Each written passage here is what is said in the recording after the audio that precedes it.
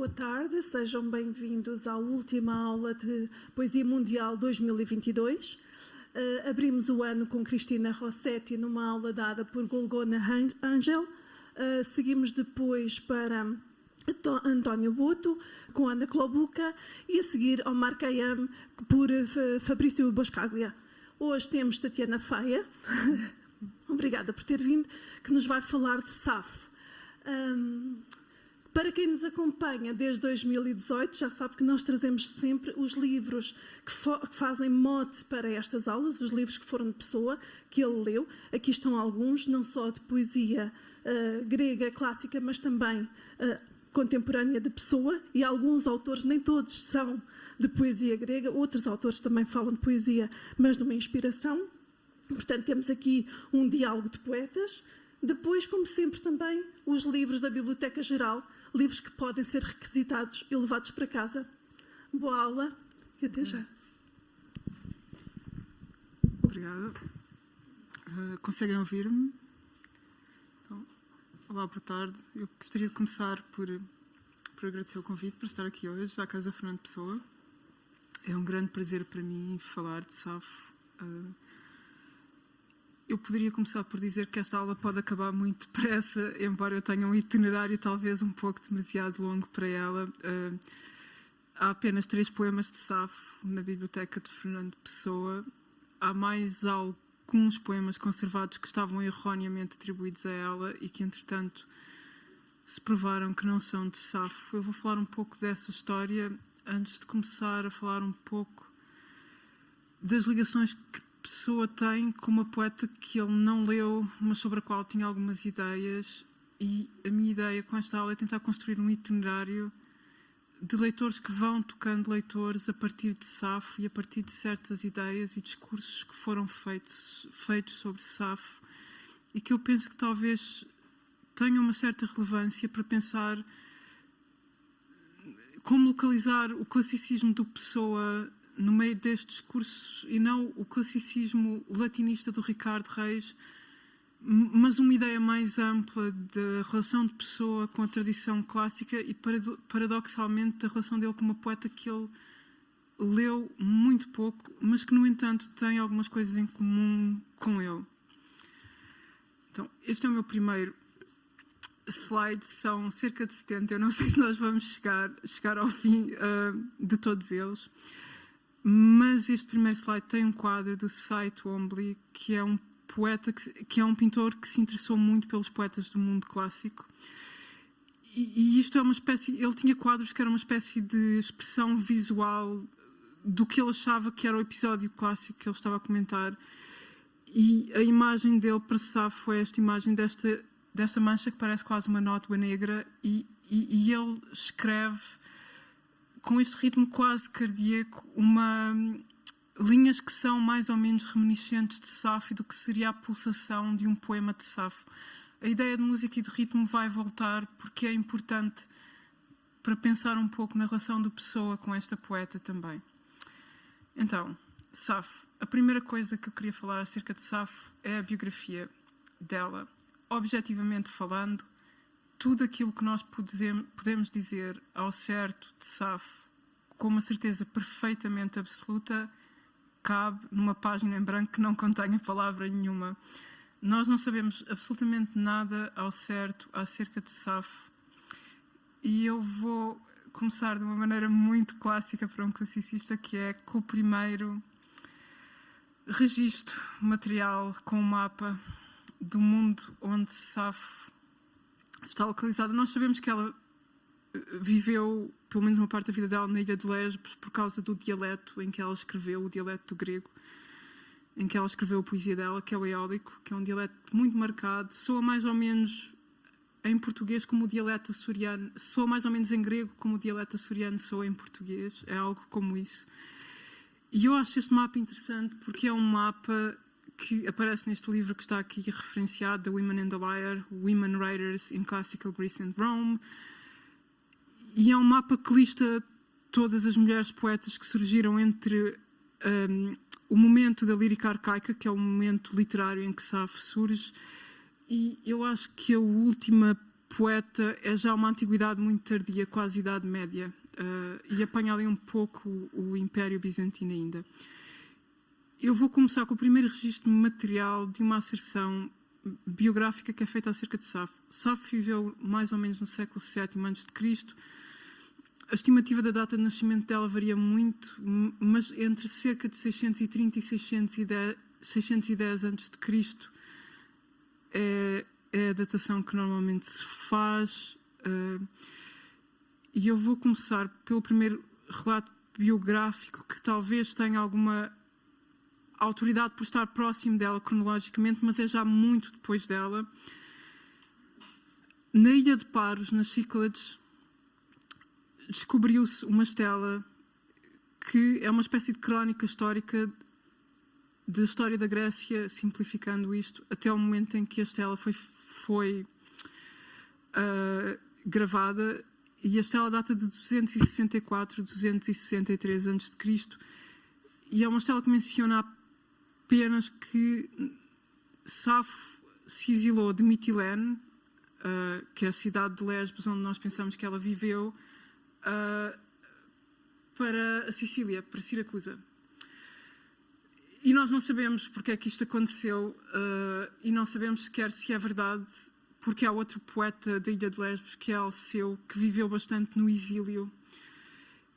E não temos a certeza se isto é verdade ou não, porque isto acontece algumas centenas de anos depois de Safo ter vivido. O segundo fragmento que foi encontrado num papiro, que é o papiro é um dos papiros de Oxirrinco, que são basicamente uma série de papiros que foram descobertos em Oxirrinco, que é uma vila no Egito, que era basicamente uma lixeira na antiguidade, onde se deu o caso de uma biblioteca ter sido, alguns em 300 depois de Cristo, deitada fora. E entre os papiros desta biblioteca que foi deitada fora em 300 depois de Cristo estão poemas de Safo e estão uma série de outros testemunhos e de outros textos, não só de 300 antes de Cristo, mas de uma série de outros momentos, porque estes papiros foram sendo cumulativamente deitados fora e, paradoxalmente, por causa do clima do Egito, acabaram por ser conservados assim. Isso aconteceu. Eu estou interessada nesta descrição de Safo, em particular, porque é bastante compreensiva. É já muito tardia, século III depois de Cristo, portanto, muito depois de Safo. E eu estou interessada nas linhas que estão sublinhadas no meu slide. Isto é uma descrição biográfica de coisas que surgem nos poemas, portanto, algumas coisas surgem nos poemas, por exemplo, os irmãos que são nomeados surgem em poemas, são mencionados por Safo. Nós sabemos que ela tinha um irmão favorito, que é este Larico, que é um irmão que a preocupa um pouco. Esta filha que é mencionada aqui, Cleis, talvez seja de facto a filha dela. Há outros registros biográficos que dizem que a mãe dela também se chamava Cleis, portanto há essa espécie de confusão. Mas o que eu estou interessada é na formulação deste escriba, desta coisa que se diz ali, kategoretai do penionos atactos usaton proton, que é gunakerastria, em que o escriba diz que ela foi acusada por alguns de ser irregular nos seus modos e uma amante de mulheres. E há aqui nesta expressão uma coisa que acontece que é interessante, que é como nós vemos um juízo de uma época sobre a outra e o juízo de uma sociedade que é já muito diferente sobre outra. Eu vou falar disto um pouco mais tarde, mas para os gregos a distinção entre homossexualidade e heterossexualidade, isto é, para os gregos da época arcaica e da época clássica, nós sabemos muito pouco da sexualidade na antiguidade, mas a categoria de homossexual e heterossexual não é particularmente relevante, sendo que aquilo que é para nós a cristalização do que é o que nós sabemos da homossexualidade no mundo antigo ocorre na Atenas do século V, que não é a realidade de Safo, que vivia em Lesbos. a realidade de Safo é peculiar. O pouco que nós sabemos daquilo que é a sexualidade em Lesbos no século em que Safo viveu, portanto no século VII, século VI, porque a sociedade de Lesbos parece ter sido a única em relação com a de Esparta em que a homossexualidade feminina tem uma vivência que deixou um registro cultural e que, portanto, provavelmente era vivida abertamente, sendo que não temos qualquer indício que na época clássica em Atenas ela fosse particularmente condenada, provavelmente porque não era vista como uma ameaça a um legado social e àquilo que seria os mecanismos de transmissão de bens. Portanto, era esperado que houvesse relações como as que havia na Atenas clássicas entre o Erastes e o Eromenos, portanto, entre o amante e o seu rapaz, a pederastia, que eram relações muito hierarquizadas, que é uma coisa que não parece acontecer nos poemas de Safo. Parece que há uma igualdade, embora haja uma certa noção que depois deixou uma tradição longa que Safo tinha um papel de instruir raparigas e há versões da biografia dela que dizem muito autoritativamente que ela tinha uma escola de moças e que as educava para as preparar para o casamento, mas na poesia não há qualquer indício disso, mas nós vamos falar um pouco disso em breve. Mas o desejo, a memória, até o mundo material que rodeava Safo, tudo isso é a matéria de que a poesia dela era feita. Sendo que a poesia é tão fragmentária que nós sabemos muito pouco e é muito difícil dizer tudo ao certo. Sempre que eu penso nos números, eu sinto uma certa dor. Os testemunhos que nós temos na Antiguidade dizem que Safo escreveu cerca de 8 livros, talvez 9.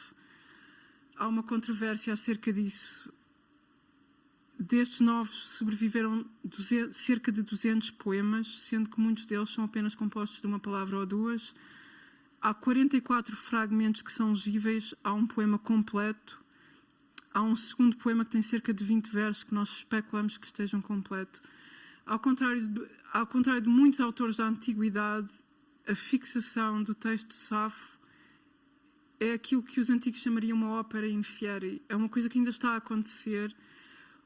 O manuscrito, o papiro mais antigo que nós temos naquilo que é a história das edições modernas de Safo foi descoberto em 1880, sendo que não é necessariamente o mais antigo dos que temos.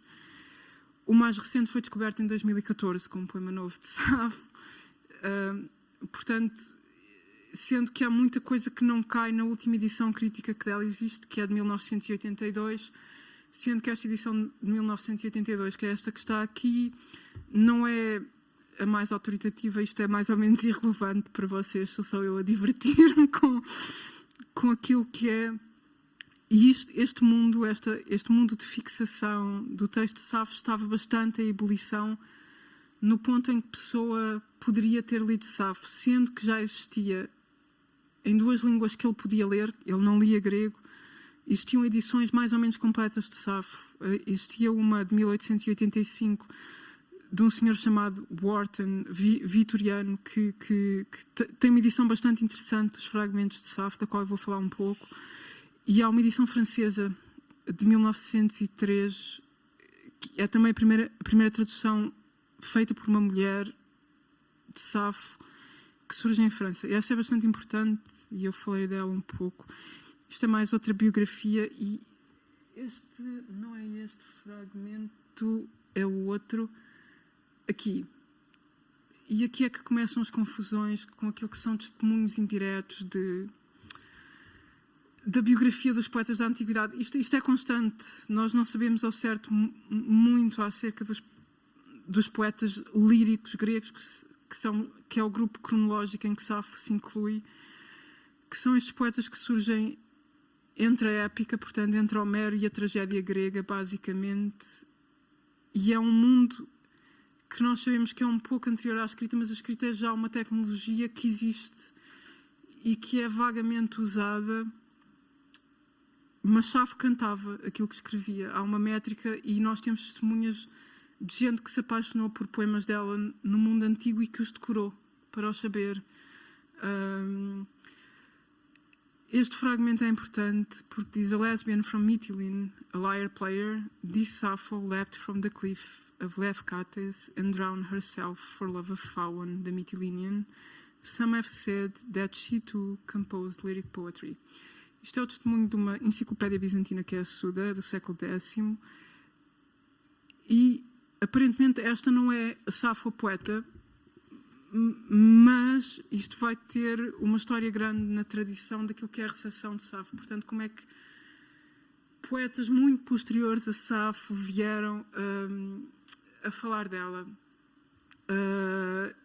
E isto é uma nota sobre uma relação heterossexual de Safo com esta figura de Phaon, que é uma figura mais ou menos mitológica. Há um mito em redor dele, que ele era um barqueiro lindíssimo, por quem Afrodite se apaixona e lhe dá o poder de quem ele quisesse se apaixonar por ele. Ele enfeitiça Safo, que se perde por amor dele.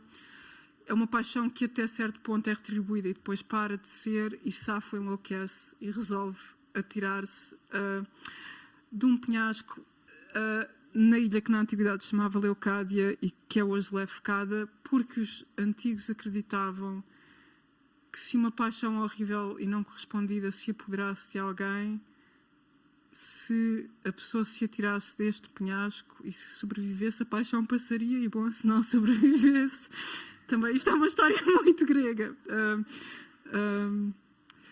Aqui é mais ou menos uma curiosidade minha. Eu não sei nada de paleografia antiga. Há 2 ou 3 paleógrafos portugueses bastante capazes, não sou eu. Eu deixo isto aqui apenas para que os editores de Pessoa que têm os manuscritos autógrafos dele, quando se quiserem queixar de não conseguir ler uma palavra, isto é um fragmento de um dos poemas de Safo. É particularmente interessante a história deste, porque ajudou a confirmar um poema que nós não sabíamos se era ou não de Safo. E é uma mulher paleógrafa que se chama apropriadamente Medeia Norsa, que em 1937 conseguiu comprovar que isto é um pequeno fragmento. E toda a história daquilo que é a edição de Safo é a recolha destes pequenos cacos que vão aparecendo. Está aqui outro. Este vem dos papiros de Oxirrinco, de que eu já falei, e já chega disto, passemos ao próximo slide. Eu quero começar com 2 fragmentos muito breves. Um deles é um dos fragmentos mais famosos de Safo. Eu vou citá-lo numa das traduções de que eu mais gosto, sendo que não acho que seja uma das traduções mais belas que dele conheço, que é a tradução de Anne Carson, na edição que ela tem, de todos os fragmentos que eram conhecidos à data em que ela fez a edição, há mais agora, de um fragmento que é conhecido como fragmento do Eros de Bittersweet, em que Safo basicamente descreve, é um fragmento de Safo que descreve a psicologia do amor. A coisa que é mais única, talvez não a psicologia do amor, aqui é uma espécie de descrição da psicologia do desejo.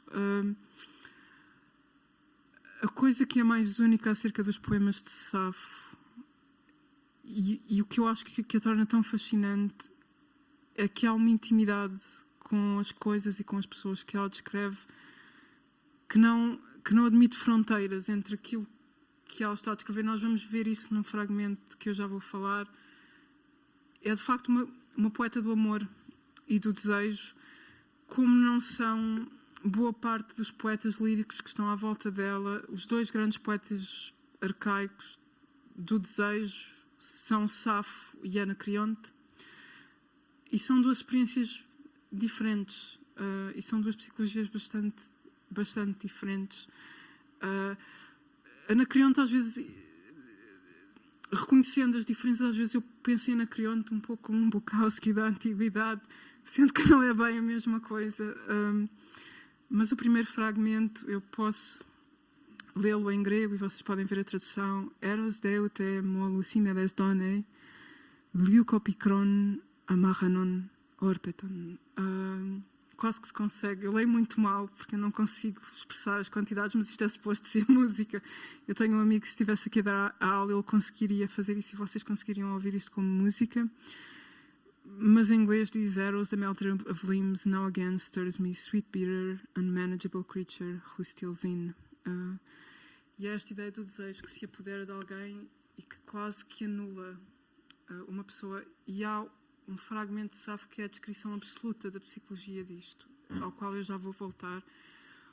O segundo fragmento que eu vou citar agora é interessante porque é um dos primeiros momentos naquilo que é a história literária do Ocidente, em que nós vimos um sujeito dividido que fala com ele mesmo. Este fragmento, na verdade, tem 2 versos, mas nós nem sabemos ao certo se é o mesmo poema, portanto eu deixei só aqui. E é um fragmento em que Safo se interroga a ela própria, e ela diz, e daí o título da minha aula, que era um pouco uma brincadeira com isto: Safo, porquê? Afrodite cheia de dávidas. Mas este momento em que ela... Porquê? O que é que está a acontecer aqui? É esta forma de refletir que supõe uma divisão. E isto é importante para a pessoa. É um mecanismo que, na verdade, não é inventado por Safo, aparece na épica. Há uma fórmula homérica em que, às vezes, os heróis homéricos dizem: mas porque falo eu assim com o meu coração? Mas o primeiro momento em que isto é expressado, sem ser na variação formulaica da fórmula da épica, que às vezes serve só para encher o verso, outras vezes não, é aqui, é este pequeno momento, fragmento 133b, e muitos séculos mais tarde a pessoa viria a beneficiar deste quase acidente de psicologia que fica aqui nesta linha. Eu vou ler 2 fragmentos longos e a minha aula é baseada nestes 2 fragmentos. Nós não vamos sair daqui. Eu tenho ainda cerca de 50 slides, mas são estes 2 fragmentos que de que vamos falar. Este primeiro fragmento é o fragmento 94. Eu vou lê-lo na tradução de Anne Carson, sendo que é uma tradução com a qual eu tenho alguns problemas. Eu acho que há uma intensidade em certos versos que não passa no inglês, mas acho que é uma tradução boa e ao contrário de algumas traduções que vamos ver mais tarde, se vocês olharem para a página em inglês, vocês conseguem perceber a mutilação do texto. E o quão difícil é ler um texto que está tão fragmentário e que se perde. E é um poema também sobre o desejo. E é sobre o abandono. É um poema sobre o abandono. E é interessante pensar nele em relação com o que a tradição faz depois com a ideia de Safo enquanto mulher abandonada que se suicida porque não é correspondida. I simply want to be dead. Weeping, she left me with many tears and said this: oh, how badly things have turned out for us. Sappho, I swear against my will I leave you. And I answered her, rejoice, go and remember me, for you know how we cherished you. But if not, I want to remind you, and beautiful times we had, for many crowns of violets and roses at my side you put on, and many woven garlands made of flowers around your soft throat. And with sweet oil costly you anointed yourself, and on a soft bed, delicate, you would let loose your longing. And neither any, nor any holy place, nor was there from which we were absent, no grove, no dance, no sound. E perde-se aqui. É extraordinário este esplendor, o esplendor que ela opõe de flores e violetas e esta atividade de criar estes adornos e a ideia de reviver o desejo, e como ela opõe isto a esta dor que ela reconhece de partir. O segundo fragmento que eu quero ler é provavelmente o poema mais famoso de Safo. Eu vou lê-lo na minha tradução, que também não é uma tradução boa, é uma espécie de work in progress, e há uma... Eu vou tentar explicar-vos uma coisa no grego, porque queria que vocês conseguissem... É quase tentar explicar o que é que se perde com uma tradução. Este poema é mesmo muito famoso, e eu vou ler a primeira estrofe em grego. Phanetai moi kenos isosteiosin emeneoner otis enantios tois danei kai plasion aduphoneisas upaquei. E a tradução diz: parece-me igual aos deuses esse homem, quem quer que ele seja, que está sentado diante de ti e de perto escuta a tua voz adorável e o teu riso amável.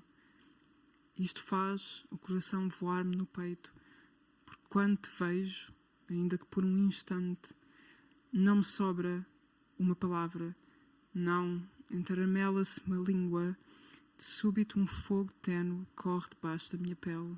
Ficam vazios de imagens os meus olhos, latejam-me os ouvidos, apodera-se de mim o suor, tremo toda, torno-me mais pálida do que erva seca. Estou a morrer, ou por pouco, assim me parece. Mas há que usar tudo, porque mesmo um homem pobre... E o poema acaba aqui. Estão a ver onde está a minha seta azul? Esta minha edição está muito, muito danificada. Mas ali, onde está a seta, aquela expressão lê-se glossa é águia, e é o que eu traduzi por entaramela-se-me a língua. E é muito difícil para mim decidir o que é que eu vou fazer aqui, porque a águia não é entaramelar-se, é quebrar, partir. A minha língua parte-se dentro da boca. Eu olho para ti diante de outra pessoa e a minha língua quebra-se. Eu não consigo continuar a falar. Mas se vocês olharem para o grego, é um verso muito cacofónico. E é muito raro este tipo de relação silábica acontecer em que temos várias vogais seguidas. Ela faz-nos ouvir a ideia da língua a partir-se. Glossa, é águia, é algo que soa terrível em grego. E normalmente não acontece neste tipo de verso. Para a métrica do verso haveria uma elisão que não acontece. O outro torno mais pálido do que a erva seca é um problema técnico, que é esta erva pode ser seca ou verde. O espectro da cor, como às vezes acontece no grego antigo, em que não havia... Em Homero, por exemplo, não há uma palavra para o azul do mar. Este chloros, que é o que há de estar para ali... Chlorotera... Chloros tanto quer dizer verde, que é de onde vem a nossa palavra clorofila, como é a cor no espectro do arco-íris, que é o mais pálido. E o que é normal, o que eu penso que acontece neste verso é que, como ela está a falar da morte, que ela se torne mais pálida e não mais verde do que a erva, porque é uma ideia de fenecer, mas ambas as interpretações são válidas e não há traduções que optam pelo verde. Eu penso que a Safo escreveu isto em Mitilene, que estaria calor, mesmo que tenha sido no auge do verão, que a erva poderia estar pálida. Isto é uma descrição que parafraseia, que é uma paráfrase que eu fiz no início da minha aula, que é a descrição daquilo que eu penso que a poesia de Safo é: a nearness so pronounced that it makes all discrimination of identity and thus all forms of property impossible. Isto é uma citação da Luce Irigaray, que foi citada pela Ellen Green, que é uma classicista. Eu acho que ela não é classicista, por acaso. Literatura comparada, talvez. No ensaio sobre Safo, Foucault e o erotismo das mulheres, em que ela fala de como Foucault omite da discussão na história da homossexualidade, na história da sexualidade, a homossexualidade feminina.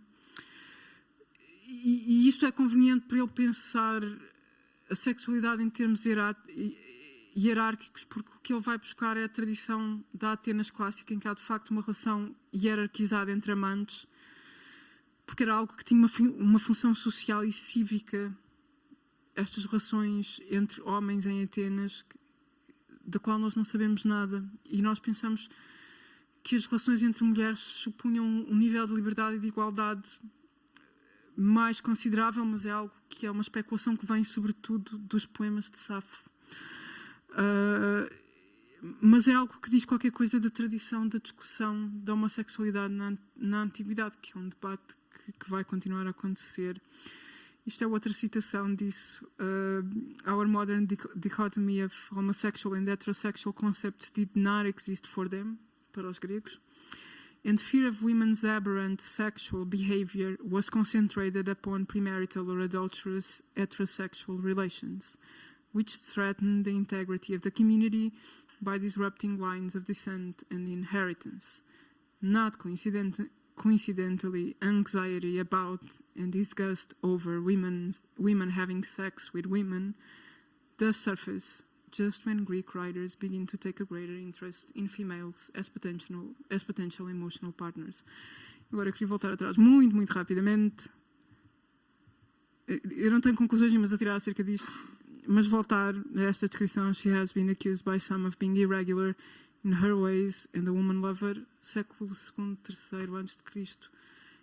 É o início da era cristã, de uma sociedade hierarquizada patriarcalmente. E isto é algo que perturba este biógrafo de Safo.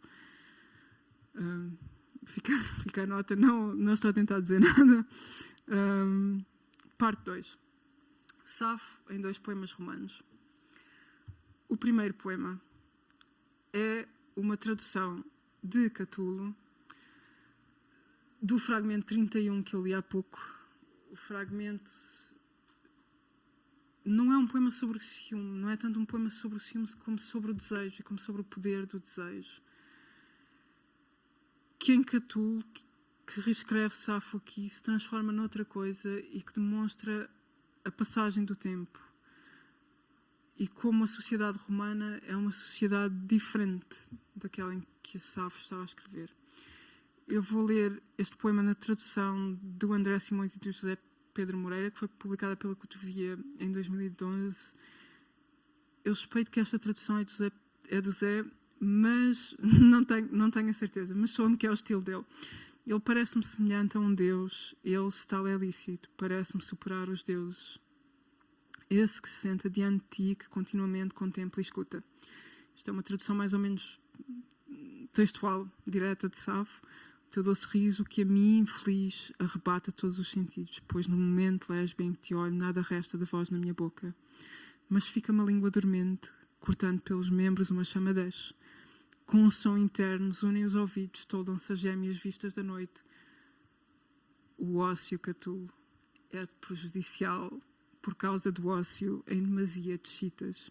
O ócio, já outrora, reis e prósperas cidades perdeu. Está cheia de gralhas esta última estrofe. Há 2 coisas a reparar aqui, que é, no poema de Safo, este homem é secundário, ele aparece na primeira estrofe e desaparece completamente. Aqui o Catulo é muito cuidadoso, isto não é uma tradução enfática. Ile me parece Deo videtur, ele. E ele é aqui um ponto de resistência no poema, este outro homem. E o ciúme para Catulo faz-lhe dizer: o ócio é prejudicial. Não é o que se esperaria de um cidadão da República Romana. Não pense mais nisso, ela tem outro homem. Enquanto em Safo, o que acontece, apesar de ela entender que o desejo dela pode ser negado, é dizer: mas há que usar tudo. Alapan tolmaton. E é uma sociedade diferente que é atravessada aqui nestes versos. Joga-se essa diferença. O outro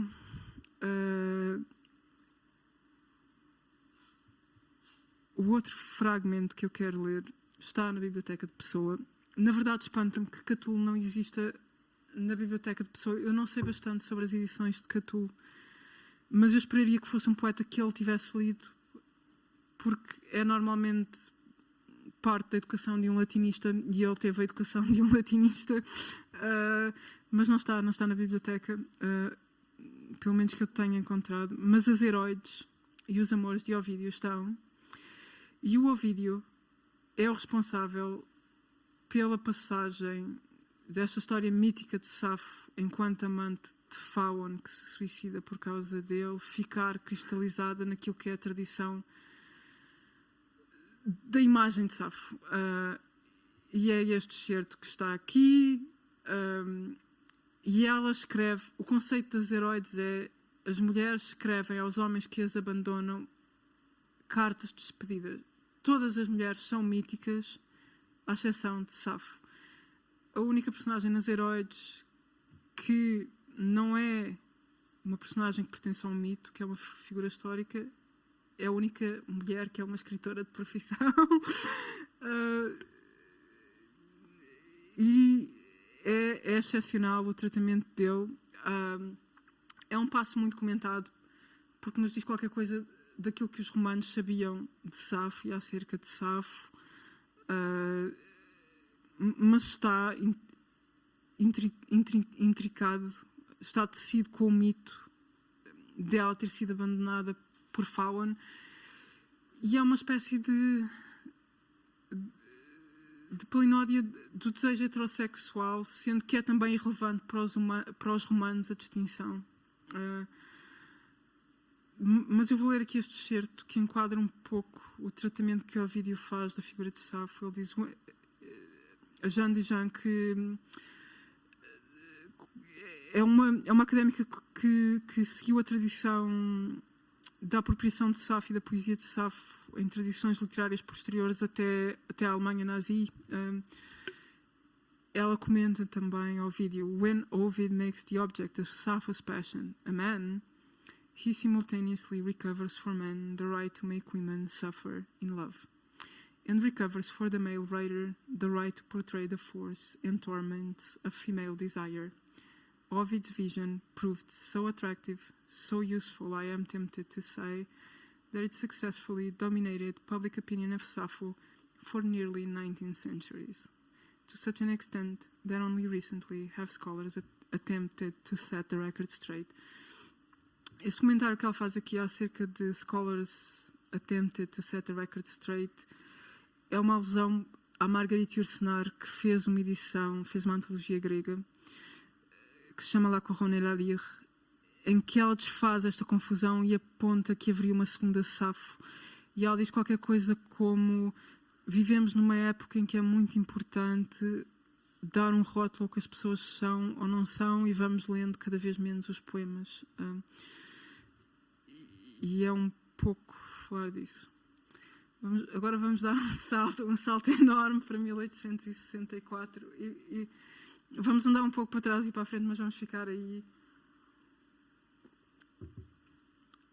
Esta é uma das poucas representações, talvez a única que eu conheço, acho eu,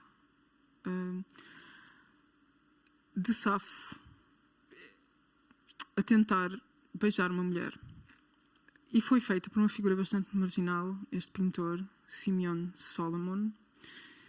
É um pintor inglês, judeu, homossexual, que viveu na margem e que pintou esta representação. Não é a representação vitoriana mais famosa de Safo. Essa é esta, que é do Lawrence Alma-Tadema,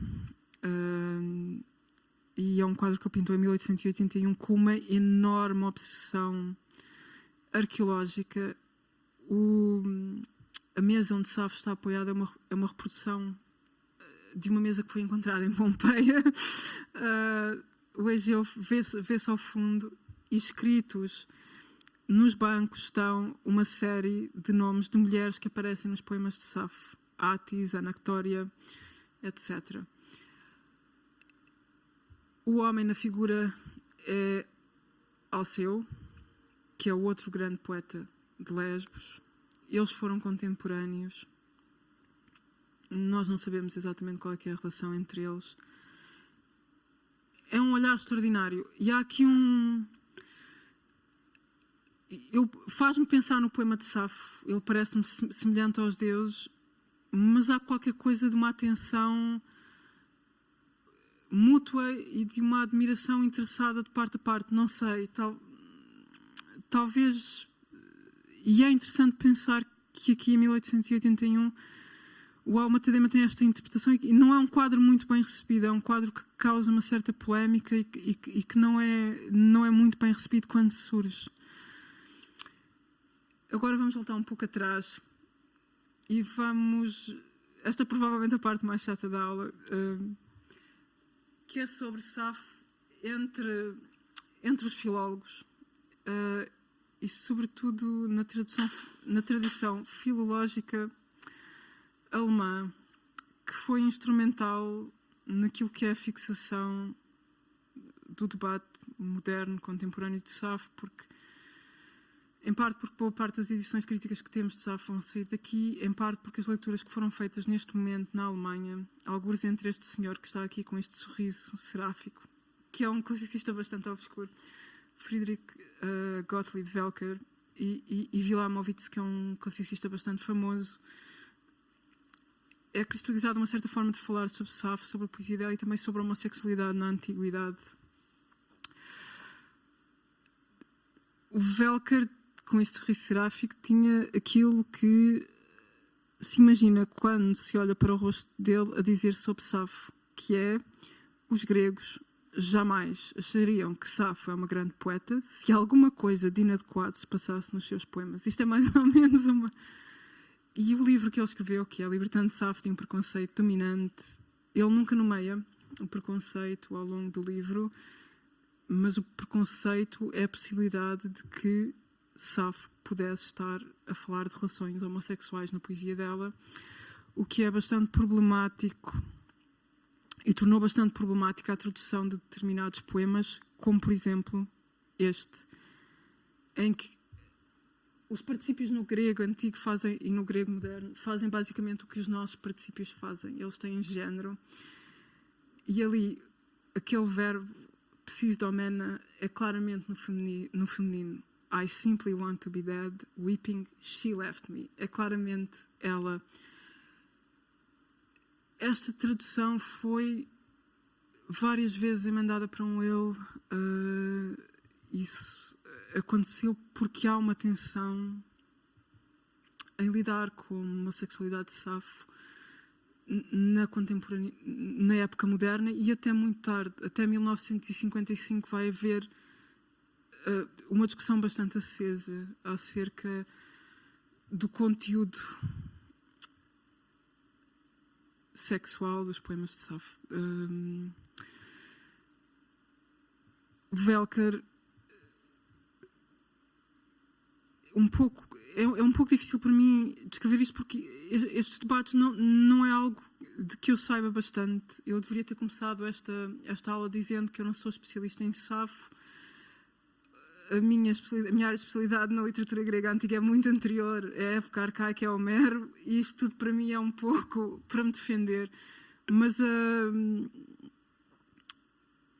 Welcker, como uma série de outros filólogos alemães e ingleses, eles estão bastante interessados no debate em redor da homossexualidade masculina, porque eles reconhecem uma função social naquilo que seria uma sociedade ideal. Em parte, isto é um debate platónico, que é herdado de Platão, mas que reconhece uma virtude na homossexualidade masculina que é relevante e que tem uma função social e que vai depois, mais tarde, ser relevante para aquilo que é um debate que acabará com a ideia de que a Grécia representa um momento, a Grécia clássica representa um momento e uma sociedade ideal e que esta seria recriada pelos alemães, e é uma ideia, demonstra a relação um pouco viciosa entre a filologia clássica e o nacionalismo. Isto é uma coisa que vai aparecer na minha aula um pouco mais tarde.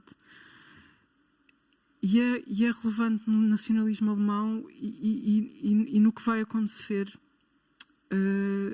no que vai degenerar na Segunda Guerra Mundial, e até é relevante para o conceito de arte degenerada, porque se há uma ideia de que não há nada de impróprio na homossexualidade implícita dos poemas de Safo, e se esta é a reação autoritativa dos filólogos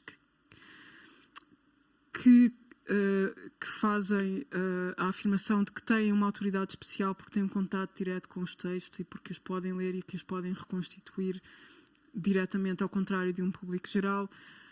Há depois uma reação que nós já vamos ver, que é mais caótica e um pouco interessante, e eu já vou falar disso, mas queria mostrar aqui o Velker. Ele começa uma espécie de escola. O Velker é um autor que não existe na biblioteca do Pessoa, mas o Karl Ottfried Müller, que é uma espécie de aluno e de discípulo do Velker, eu não sei muito disto, estou a falar do pouco que li sobre este assunto, e que ele é autor de uma história dos Dórios que constrói uma imagem bastante idealizada da homossexualidade masculina que vai ser importante para os vitorianos em Inglaterra. E ele nega aqui, não neste livro, que está na biblioteca da Pessoa. E eu não sei como. É um livro que foi muito popular e foi traduzido imediatamente para inglês. E o Velker ele tem um papel na edição e na tradução deste livro, que está na biblioteca da Pessoa, de facto.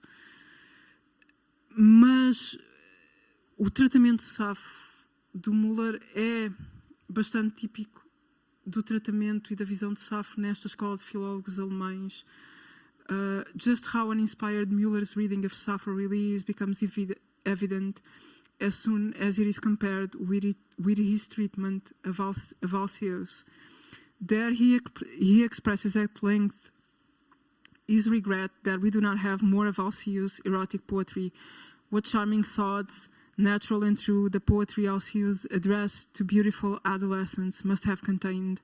These erotic poems revealed no trace of an effeminate Sybarite, a libertine only thinking of sensual pleasures.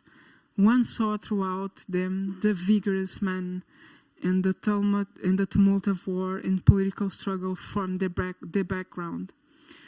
The passage ends with Müller's strongest explicit formulation of his admiration for pederastia as noble love. Indeed, much of his consideration of Alcaeus is really a Velkerian eulogy, with more emphasis on the bond between Greek love and military capabilities. The pretext of describing the content of poems now lost to us allows Müller to define pederastia as a virile relation, cleanse of eroticism by the instruction of manly virtue. For Müller, because Sappho's poetry provides no instruction in the acquisition of virility, it is unworthy of the official sanction of either the Greek state or the German philologists who are its modern interpreters. Isto é basicamente o ponto do debate. A visão mais importante e que vai cristalizar a imagem de Sappho, e durante um longo tempo a leitura de certos poemas de Sappho na filologia, isto é, entre leitores especializados que vão fazer escola e que vão educar leitores de Sappho, é esta que está aqui parafraseada, e é do Wilamowitz, que é um grande filólogo e é alguém que moldou aquilo que são os estudos clássicos, e é alguém que é justamente importante. E eu vou parafrasear aqui a descrição que a Joan de Jan faz vou ler a paráfrase dela, do que o Wilamowitz tem a dizer do fragmento 31, que eu li há pouco. In fact, Wilamowitz is not content simply to promote Sapphic heterosexuality. He sees marriage, the ceremony that would seal the respectability of her pedagogical establishment, where it had never been suspected before. Portanto, ele imagina que quando Sappho diz que está com ciúmes daquele homem que vê a mulher por quem ela está apaixonada, que isto na verdade não é ciúmes, porque é aceitável porque está a acontecer no contexto de um casamento. Thus, fragment 31 becomes a poem about the preparations for the wedding of one of Sappho's beloved students. Nós não temos ideia se ela teve alunas ou não. And the man in the odd is presented as the girl's husband. And with the accumulated authority of a century of philology behind it, Wilamowitz's views came to dominate the 20th century official visions of Sappho, to such an extent that in 1955, Dennis Page still feels obliged to devote the most extensive section of his commentary on Fragment 31 to a scornful dismissal of the scenario imagined by Welker's hair. Ok. Isto é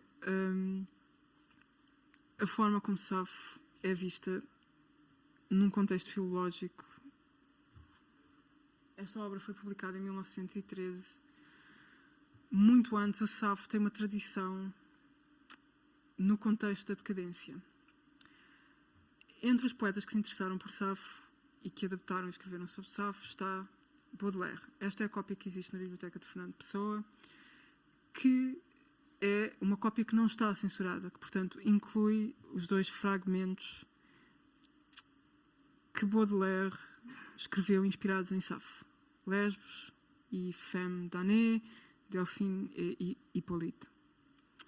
Mas à data em que isto saiu, em 1857, estes poemas são censurados e não são publicados. No entanto, em 1894, num livro que não existe na Biblioteca de Pessoa, que é este Chanson de Bilitis, o Pierre Louis, ele é uma espécie de pornógrafo também, e é alguém que escreve, que publica este livro sobre a pretensa de ser uma poeta que foi descoberta por um arqueólogo alemão, Heim, no Chipre. O túmulo dela foi descoberto com os poemas todos lá dentro enterrados com ela. A poeta é esta Bilitis, que começou a vida na Panfilia, que é na Turquia, Antália atualmente, onde escreveu poesia bucólica, erótica, mas bucólica. Ela depois muda-se para Lesbos, onde conhece Safo e apaixona-se por uma mulher, Mnásica, e porque o amor dela não é correspondido, ela daí passa para Chipre, onde vive como uma cortesã. E este livro escapa à censura por causa da suposta moldura arqueológica que é inventada pelo Pierre Louis. E durante algum tempo, isto não foi reconhecido como sendo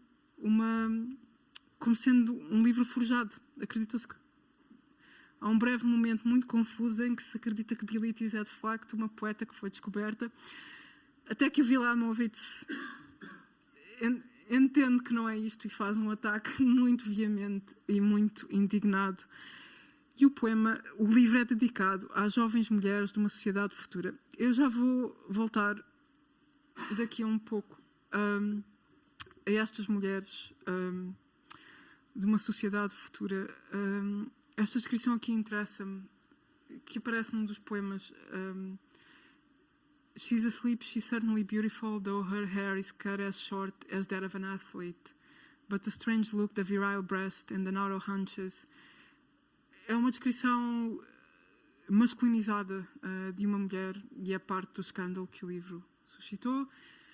Foi traduzido pela Maria Gabriel Lansol para português e há agora outra tradução recente que eu penso que acaba de sair.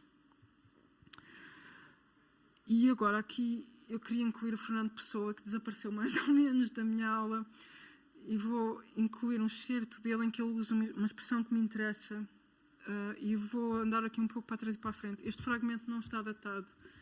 Eu penso que está atribuído a Campos, mas eu posso estar enganada. Mas está publicado em Pessoa por Conhecer, textos para o novo mapa, da Teresa Rita Lopes. Foi publicado em 1990. E nós não sabemos de onde é que um pouco como os fragmentos de Safo, nós não sabemos ao certo qual é que é o contexto, mas a discussão é a seguinte: com que então, para si, a inversão sexual é de certo modo uma coisa normal? A inversão sexual masculina da feminina só falei por alto. Essa é a normal. A mulher não tem direito à inversão sexual. Nela é uma degenerescência. A propósito, que papel tem na sua teoria, que explicação quero eu dizer, a inversão sexual feminina propriamente tal? Essa é simples. É simples e um pouco complexa, sobretudo para explicar. Primeiro, a mulher desvia-se do seu papel normal de captar o homem. Feito isso, ela já está invertida, está o homem. Safo, por exemplo, isto é uma das poucas menções que há a Safo na obra de Pessoa. Safo, por exemplo, caindo no erro terrível e imoralíssimo de, sendo mulher, escrever versos, ficou, ipso facto, invertida. uma vez invertida, tornou-se psiquicamente homem. Portanto, está certo ou não? Saf é aceitável ou não? Não sei. Sei, no entanto, que esta visão é textualmente e é diretamente herdeira da tradição filológica alemã e de um outro autor que está na Biblioteca de Pessoa, ao qual eu já vou chegar, para mostrar que é um daqueles momentos em que Pessoa é Pessoa ele próprio e pode ser depois o contrário de si próprio. Esta expressão inversão sexual é interessante. Tem uma tradição que eu não tenho qualquer competência para discutir, mas aparece num outro autor que está na Biblioteca do Pessoa e que é importante, é uma fonte importante para um poema de temática abertamente homossexual, que é um dos poucos poemas que o Pessoa tentou publicar em vida, que é o Antinous. The Lotus Garland of Antinous, que é um poema do John Addington Symonds, é uma das fontes do Antinous do Pessoa. E A Problem in Greek Ethics é um livro mais ou menos histórico na cultura vitoriana, por uma série de motivos. Circulou primeiro muito fechadamente. O Symonds, ele foi escrevendo e publicando A Problem in Greek Ethics ao longo de 20 anos. É o primeiro livro onde eu acho que o termo homossexual surge. Eu acho que é aqui. A Problem in Greek Ethics é a homossexualidade grega, sendo que o tratamento que o Symonds faz da homossexualidade feminina, sendo bastante influenciado pelos filólogos alemães em certos pontos, tanto quanto eu consegui ler e entender, quase textualmente, ele admite, no entanto, que há uma espécie de igualdade numa relação de homossexualidade feminina que é bastante diferente e que tem uma certa validade. E isso é interessante e vai ser relevante para uma certa reação vitoriana, incluindo talvez, sendo que este livro é publicado depois da morte de Wilde, algumas das ideias do Symonds são relevantes para a defesa de Wilde no julgamento dele em 1895, quando ele faz uma espécie de defesa platónica do amor homossexual e tenta pedir emprestada a autoridade da cultura clássica para se defender. E isso vai surgir numa série de outros intelectuais fãs de século e decadentes, um pouco até como o interesse do Baudelaire na Saf sugere, subverter a autoridade da antiguidade clássica de alguma maneira, fazer outra coisa com ela. Ok, vamos chegar ao ponto da conversa. Esta lista é uma lista de possíveis traduções que o Pessoa elaborou por volta de 1913. E queria agradecer ao Jerónimo Pizarro ter-me dado a data. E, como vocês podem ver aqui, inclui a ideia de produzir uma tradução de Saf também. Eu já vou mostrar o que é que existe de Saf nesta data no acervo do Pessoa, não é muito. E é uma ideia que o Pessoa volta em 1921 traduzir Saf. Nunca acontece, nem num caso, nem no outro, nem em 1913, nem em 1921. Eu especulo, no entanto, que este projeto talvez fosse, a possibilidade de traduzir Saf, talvez fosse parte dos poemas da antologia grega que a Pessoa de facto traduz e atribui a Ricardo Reis e que aparecem no número 2 da revista Atena, sendo que naquele poema ali o túmulo contém os ossos e o nome mudo de Saf, suas palavras hábeis são imortais. Isto é tudo sobre Saf que a Pessoa traduziu.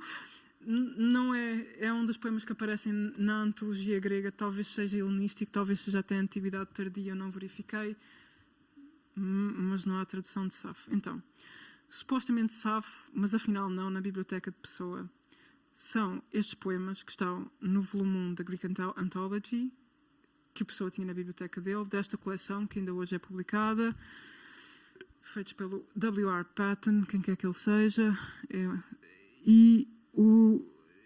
há outros 2 poemas de Saf. Há 2, eu penso que há um no primeiro volume, é isso, e há 2 no segundo volume que estão atribuídos a Saf.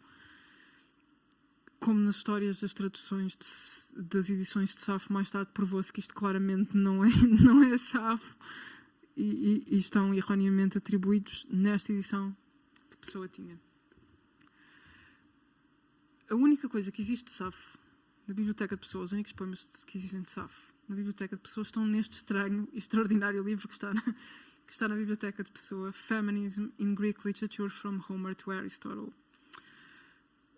O F.A. Wright tem uma visão da Safo que me parece um pouco influenciada pelo Simmons e um pouco influenciada por um editor que está na Biblioteca da Pessoa e que neste ano, este livro é de 1923 e em 1912, este editor, que é o J.M. Edmonds, publicou um pequeno panfleto sobre Safo que causou uma certa sensação e que teve uma certa visibilidade. E o F.A. Wright escreveu sobre Safo um pouco influenciado por Edmonds. E o Edmonds é um editor de Safo muito, muito controverso, em parte porque ele tem uma edição desastrosa de Safo, que é uma edição de 1922, em que ele muito rapidamente faz uma série de interpretações textuais. Como vocês conseguiram ver, os textos são muito fragmentários e ele imagina o que é que podia lá estar no grego. Isso é um pouco como uma reconstituição de Knossos pelo Arthur Evans. Nada daquilo é Knossos, mas o Evans achou que sim e o Edmonds faz nesta edição de Safo um pouco isso. A contextualização que o F.A. Wright faz de Safo aqui é interessante porque ele menciona o Thornton Wharton, que tem uma edição bastante boa e anterior de Safo, que é esta de 1885, que vai ser relevante e eu já vou explicar porquê. Mas os 3 poemas de Safo que estão na Biblioteca de Pessoa é este, que é um epitalâmio, aqui na tradução da Cristina Rossetti, e é uma tradução só os 3 primeiros versos é que são Safo, e é uma tradução bastante fiel. Tudo o resto é um acrescento, não é Safo, é espúrio. Ou é a recriação da Cristina Rossetti de Safo. O segundo poema eu não tenho a certeza. Eu estou bastante certa que não é Safo, mas eu também não sei de onde é que ele vem. Não está no corpus das edições que temos hoje. O terceiro poema é definitivamente Safo. É o poema onde ela menciona a filha. O terceiro também é Safo. Ela menciona Atis e é um poema que também está incluído entre os fragmentos nas edições modernas. O último poema perturbou-me. Eu não faço mesmo a mínima ideia. Fui perguntar a um colega que fez um doutoramento em Safo e que tem uma espécie de mapa mental de tudo o que é e que não é Safo.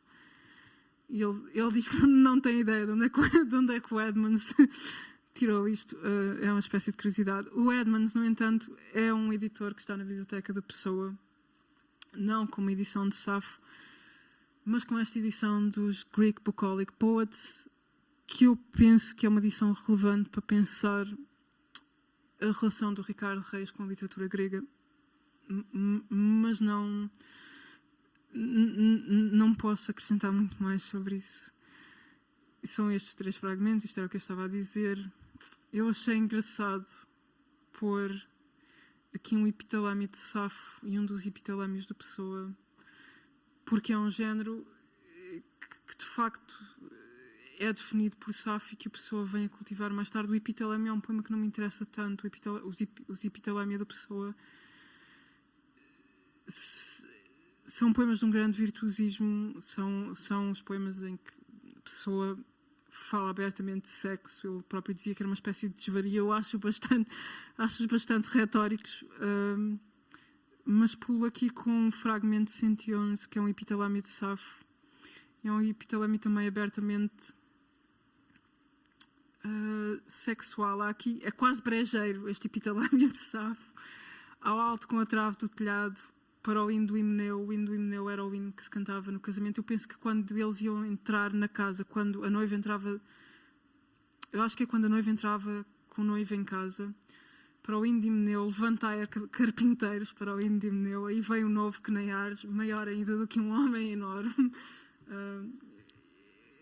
É bastante brejeiro. Ok. E aqui eu queria voltar atrás um pouco. Este livro está disposto, The Oxford Book, A Victorian Verse, e contém um poeta, supostamente um poeta, Michael Field, que não há qualquer marca de leitura, mas aquilo que é a contra-reação de um certo círculo de mulheres que escrevem, que vão reclamar Safo e que se vão filiar numa tradição de Safo, é cultivada por este poeta aqui, que é o Michael Field, que na verdade são duas mulheres que viviam juntas, uma tia e uma sobrinha, que eram casadas, basicamente.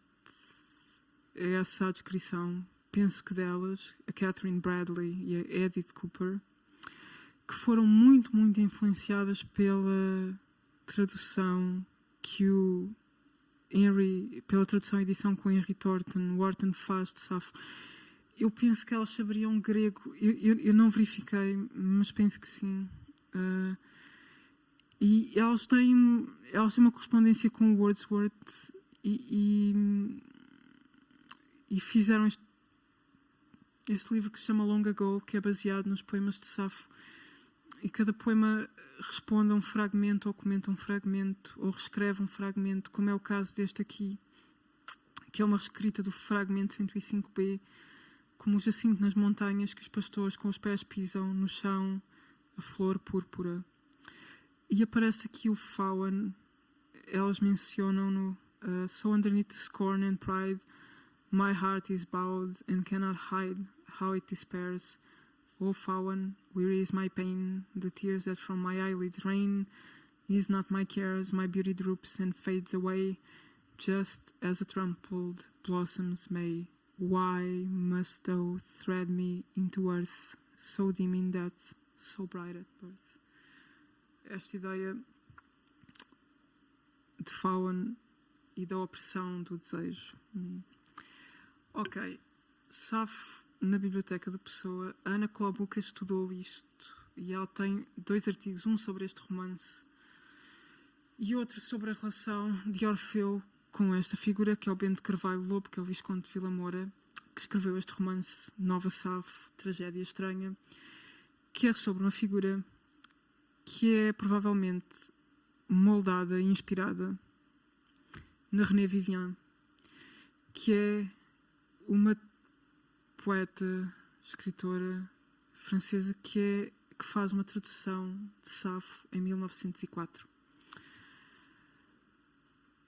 É um romance claramente de inspiração decadentista, na veia de um Abel Botelho, diria eu não sou especialista em literatura portuguesa, que foi lido com alguma atenção por Pessoa, a julgar pelas marcas de leitura, não são estas são minhas.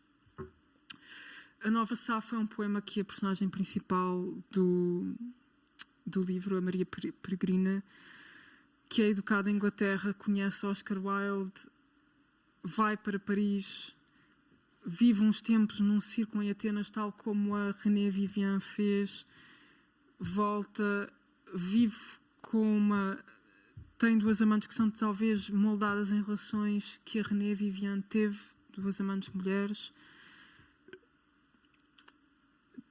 apaixona-se ou tem uma relação com um homem que vive abertamente com outro homem.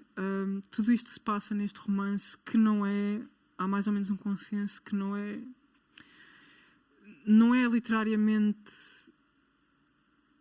muito desafiante, mas é um romance muito interessante do ponto de vista das relações da Pessoa, para pensar com a Pessoa, das relações dele com o grupo da Águia e da relação de Pessoa com aquilo que é uma imagem de Safo. Aquilo que é mais predominante na Biblioteca da Pessoa acerca de Safo é, sem dúvida, este romance, que é um romance obscuro e marginal que foi esquecido, e que esta figura da Maria Peregrina, eu penso, não entendendo eu muito do modernismo português, que há uma certa relação entre ela e a americana que aparece na Confissão de Lúcio, que eu penso que tem também uma certa relação com este círculo da René Vivian. A René Vivian vive em Paris com a Natalie Barney durante algum tempo, que está no mesmo círculo da Isidora Duncan, e a Natalie Barney é amante da Eva Palmer Sikelianos, que se casa com o poeta grego Angela Sikelianos, e tentam reinventar no modernismo a tradição do teatro antigo em Delfos e criam um grande festival de teatro antigo ali, que é um falhanço total. A Eva Palmer Sikelianos destrói a fortuna dela numa tentativa de recriar este festival, e a René Vivian está neste círculo, e eu penso que o Visconde de Vila Moura tinha um conhecimento bastante sólido deste círculo, sendo que ele é um pouco acusado pelo Mário de Sá Carneiro e pelo Fernando Pessoa na correspondência, mas sabemos que o Fernando Pessoa escreve uma carta a agradecer o romance, que é uma carta aparentemente, a novela, e é uma carta aparentemente bastante simpática. O Visconde de Vila Moura agradece a atenção crítica. Cá está a René Vivian, a tradução dela de Safo. Há aqui uma alusão ao fragmento 31, em que ela diz Car il faut tout oser, que é parte daquele poema que eu li há pouco. A René Vivian é criticada. Há um capítulo dela, há um capítulo dedicado em parte a ela neste livro do Charles Maurras, que se chama L'Avenir de l'Intelligence. O Charles Maurras é alguém que é muito importante para os movimentos nacionalistas franceses. Há lives de antissemitismo muito pronunciados, e típico disso e da crítica que ele faz a René Vivian, que ele em certos momentos considera que poderia ser uma poeta melhor do que Baudelaire se não fosse tão corrompida pelo aquilo que ele chamou o romantismo feminino. Mas esta passagem que está aqui sublinhada a azul, erreur d'optique ou confusion, je ne dis que ce que l'on dit. On ajoute que René Vivian est une étrangère. Quando ela escrevia fluentemente em francês, e quando ele vai criticar a poesia dela, ele diz que é importante acrescentar que ela não é de origem francesa. Este livro está na biblioteca do Pessoa, e o Pessoa pronuncia-se acerca, não da René Vivian, mas do Maurras. Ele tem algumas opiniões acerca dela, e a primeira cronologicamente aparece aqui em 1914, quando ele está a imaginar a origem do Ricardo Reis, em que ele diz que o Ricardo Reis talvez lhe surge, o primeiro indício do Ricardo Reis lhe surge por causa de uma necessidade de inventar uma teoria neoclássica que poderia reagir contra duas correntes, contra o romantismo moderno, como contra o neoclassicismo à Maurras. Alguns anos mais tarde, em 32, ele vai voltar ao Maurras e ele diz: plagiamos o fascismo e o hitlerismo, plagiamos claramente, com a desvergonha da inconsciência, como uma criança imita sem hesitar. Não reparamos que fascismo e hitlerismo, em sua essência, nada têm de novo, porventura nada de aproveitável como ideias. O que não sabemos imitar, porque seria mais difícil, é a personalidade de Mussolini. As ideias de Maurras, que qualquer raciocinador hábil desfaz sem dificuldade, se tiver a paciência de rever o tédio quase insuportável de o ler, passam por leis da natureza, por tão indiscutíveis como, não direi já a teoria atómica, que tem elementos discutíveis como o coeficiente da dilatação do ferro, ou a lei de Boyle, ou a de Mariotte. Isto é típico da verve retórica de certos momentos do Álvaro de Campos, de alguma maneira. Mas ele faz aqui... Há, de facto, qualquer coisa naquilo que é a leitura que o Maurras faz do classicismo que incomoda a pessoa e que o incomoda visceralmente. Paralelamente, de uma maneira que não é decadentista no modernismo, à apropriação que os imagistas fazem de Safo. São 3 imagistas que são importantes para pensar Safo. Um é o Richard Aldington, que foi casado com a H.D., que tem traduções de vários fragmentos de Safo. O Aldington está na Biblioteca do Pessoa, tal como o Flint, e ele tentou... O Pessoa faz um esforço para ser publicado pelo Harold Morrow. Ele tem correspondência com ele e diz que tinha lido o Aldington. E em 1915 tinha de facto lido e escreve essa carta. E há aqui este poema Et Mytilene, que faz parte do mundo de Safo. A adaptação mais extraordinária num poema modernista que eu conheço de Safo é muito básica e é muito simples, e é feita pelo Pound e é publicada em Lustra, The Collected Shorter Poems, em 1916, que é esta, que é claramente aqui a veia imagista do Pound: Papyrus, Spring, Toulon, Gongula. Gongula é uma das mulheres que a Safo nomeia nos poemas dela. E não é uma interpretação errada do que poderia ser um fragmento, mas diz qualquer coisa do poder do fragmentário no modernismo, este poema. E é interessante por causa disso. E aqui a Safo, a H.D. fala um pouco da importância dos fragmentos gregos para os imagistas. It all began with the Greek fragments and living in seclusion in Lugano and Lausanne, and here too I finished 1952, 1953, 1954, the very long epic sequence My Cantos, as Norman called them. Os My Cantos é o Helen dela, mas ela está aqui a dizer que o interesse dela e do Pound na poesia, aquilo que é em certo sentido uma evolução poética para eles, depende destes fragmentos gregos que são vitais nesse sentido para aquilo que é a poética imagista, que não é a poética nem a apropriação poética, como se viu aqui com a discussão do romance, com a discussão muito breve da novela do Vila Moura, do modernismo português. Não é esta imagem de Safo que se vê aqui nos imagistas. Não sendo essa, qual é então? Há um passo do Ricardo Reis, do Álvaro de Campos, que me diverte muito, em que ele pronuncia um juízo sobre o Ricardo Reis. Portanto, Álvaro de Campos comenta Ricardo Reis e ele diz: Ricardo Reis faz festas à musa, olhando para o outro lado, pensando sei lá em quê. E, aliás, nas festas de Ricardo Reis não há foguetes, porque a Oda Alcaica foi sempre uma pessoa sossegada. A Oda Alcaica é uma referência ao seu. Ao seu, e Safo tem uma métrica própria que nós lhes atribuímos a eles, a estrofe sáfica e a estrofe alcaica, que é esta que a pessoa menciona e que o Richard Zenit define ali.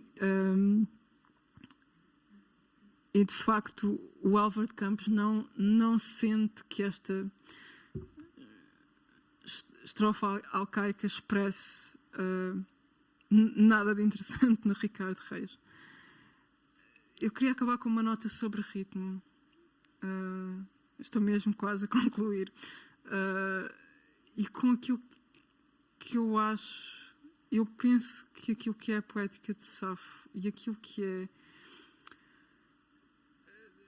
a recepção de Safo na época vitoriana, que é a época e é o contexto da educação do Pessoa, que é o que passaria para a poética do Pessoa, não se vê nos Epitalamia. Eu penso que aparece no Antinous, mas não é. E penso que aparece na relação com o Swinburne, que é um autor muito interessado em Safo, que tem um poema de que eu vou ler um excerto, em que ele se põe na pele de Safo um pouco como o Ovídio fez tantos séculos antes, para efeitos muito diferentes. E eu queria contextualizar a leitura que o Swinburne faz de Safo com este excerto de um estudo da presença de Safo na época vitoriana. e da presença de Safo em Swinburne, desta autora que é Eope Prince. In Victorian England, schoolboys were whipped for not knowing the rules of Greek grammar and prosody, or, in the case of Swinburne, for knowing them all too well. He attributes his metrical virtuosity to the time in his youth when classical meters were literally beaten into his body. Thus, in a personal letter, Swinburne recalls a tutor whose pet subject was meter. And although my ear for verses made me rather a favorite, he is pleased to confess that this rigid disciplinarian never wanted reasons for making rhymes between his birch and my body. Portanto, ele tinha Safo no corpo porque lhe tinha sido incutido. Eu gostaria de fazer a ressalva de que, tanto quanto sabemos, a pessoa era bastante bom aluno de latim no Durban High School, o que não se vê de acordo com Álvaro de Campos no culto que ele faz da estrofe alcaica. O Swinburne fala aqui um pouco do quanto a Safo o influenciou. Ele diz que é o maior poeta de sempre. E isto é uma visão de Safo que é, em certo sentido, herdeira do Symonds e que se apropria de uma certa teorização que Symonds faz da homossexualidade feminina, mas que deriva daquilo que é a visão e a interpretação de Safo da filologia alemã. E ele tem esta descrição de Safo que eu acho bastante interessante, que aparece numa carta, não aparece aqui, está mal atribuído, em que ele diz que queria reescrever Safo e que escreve este poema Anactória, que é uma fala, que é um monólogo de Safo para Anatória, que é uma das mulheres que são mencionadas nos fragmentos de Safo, em que ele diz que queria reescrever este fragmento to work into words of my own some expression of their effect, to bear witness how, more than any other, her verses strike and sting the memory in lonely places or at sea, among all loftier sights and sounds. Eu acho que isto é uma descrição extraordinária daquilo que a poesia de Safo faz. E vou ler... e consegue-se ver aqui a relação do Symonds. Isto é um excerto do manuscrito do Anatória. Consegue-se ver o quão físico isto é no manuscrito.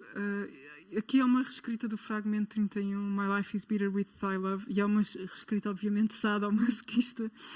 My life is bitter with thy love, thine eyes blind me, thy tresses burn me, thy sharp sighs divide my flesh and spirit with soft sound, and my blood strengthens and my veins abound. I pray thee, sigh not, speak not, draw not breath, let life burn down and dream it is not death. I would the sea had hidden us, the fire wilt thou fear that and fear not my desire, severed the bones that bleach the flesh that cleaves, and let out sifted ashes drop like cliffs. I feel thy blood against my blood, my pain pains thee, and lips bruise lips, and vein stings vein. E aqui é a parte final em que Safo basicamente se dissolve. Ela diz que como espera que o corpo dela se dissolva na natureza. E é uma interpretação interessante do que acontece naquele fragmento 31 em que ela desaparece no desejo, em que o corpo dela colapsa ao descrever aquela visão daquela mulher que fala com aquele homem. Aqui eu não tenho uma conclusão para esta aula. Vou só acabar com 2 ou 3 notas sobre a presença do Swinburne. Aqui é uma explicação que o Pessoa faz numa carta mais ou menos famosa para quem estuda a poesia inglesa do Pessoa, de porque é que ele escreve estes poemas tão abertamente obscenos, e ele diz: há em cada um de nós, por pouco que especialize instintivamente na obscenidade, um certo elemento desta ordem, cuja quantidade evidentemente varia de homem para homem, como esses elementos, por pequeno que seja o grau em que existem, são um certo estofo para alguns processos mentais superiores. Decidi por 2 vezes eliminá-los pelo processo simples de os exprimir intensamente. É nisto que se baseia o que será para Vossa Excelência a violência inteiramente inesperada de obscenidade que naqueles 2 poemas, e sobretudo no Epitalámio, que é direto e bestial, se revela. Não sei porque escrevi qualquer dos poemas em inglês, mas eu penso que há qualquer coisa no Antino que é reminiscente do Swinburne e do Symonds. Claramente isto está discutido e falado, e talvez o fantasma de Safo apareça aí. Isto é um certo do Álvaro de Campos, em que ele menciona os Jardins de Prosépina, que está no The Oxford Book of Victorian Verse, e que eu penso que foi incluído pelo Symonds no Poems and Ballads, pelo Swinburne no Poems and Ballads. Eu não tenho a certeza que é o mesmo livro onde está o Anatória, esta reescrita violenta, sadomasoquista de Safo, mas não tenho a certeza. E aqui está o Antínoos do Pessoa, com essa... que eu acho que tem, de facto, um paralelo com o poema. Esta ideia do amante cujo corpo colapsa e se desfaz, este desejo paralisante porque é cortado de alguma maneira e que se dissolve. Eu penso que aparece no Swinburne, aparece no poema de Safo e aparece aqui. E é possível estabelecer este paralelo, pôr estes 3 poemas lado a lado desta forma. Talvez isto seja discutível. Eu gosto muito do princípio de... Eu acho que o Antino é a ópera que a Pessoa não escreveu, e tem este começo quase intercessionista. Faz-me pensar no livro do Desassossego, nas Tempestades sobre Lisboa. Há qualquer coisa que olha para a frente, para aquilo que é a solenidade, sendo que a Margarita Yourcenar nunca leu Pessoa, mas para aquilo que é a solenidade das memórias de Adriano. É um poema completamente sadomasoquista, é polémico, faz coisas com a linguagem que eu acho que não existiam tão explicitamente num canon de literatura portuguesa e continuaram sem existir, porque isto é um poema inglês. Mas it rained outside, right into Hadrian's soul. The boy lay dead on the low couch, on his denuded hole. Low Hadrian's eyes, that at their seeing bled. The shadowy light of that eclipse was shed. The boy lay dead, and the day seemed the night.